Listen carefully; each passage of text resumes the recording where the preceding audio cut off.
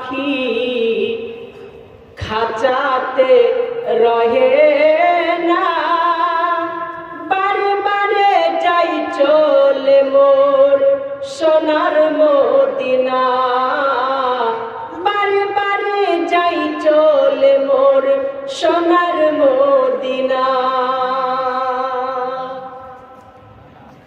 সামনে আমার আরব সাগর, কেমনে হব পার, পাখির মতো নাইকো আমার ডানার উপর পার। তাই তো বলি ওরে মন, দেখা কি আর হবে না, বারে বারে যাই চলে মোর সোনার মদিনা, বারে বারে যাই চলে মোর সোনার মদিনা। মনটি আমার ময়না পাখি খাঁচাতে রহে না, বারে বারে যাই চলে মোর সোনার মদিনা, বারে বারে যাই চলে মোর সোনার মদিনা। আরব দেশের তেঁতুল মিষ্টি, আরব দেশের তেঁতুল কেউ খেয়েছেন? এখানে আছেন?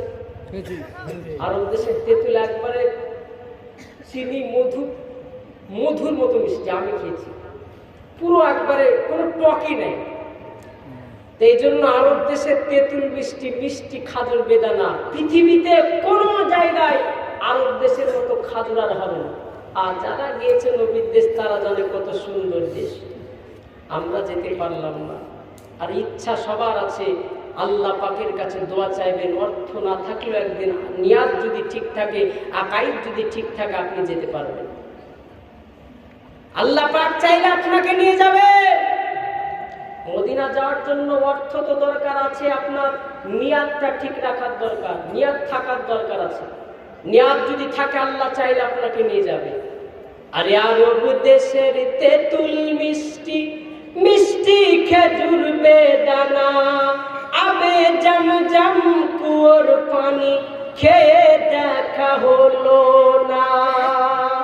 মনটি আমার ময়না পাখি খাঁচাতে রহে না, বারে বারে যাই চলে মোর সোনার মদিনা, বারে বারে যাই চলে মোর সোনার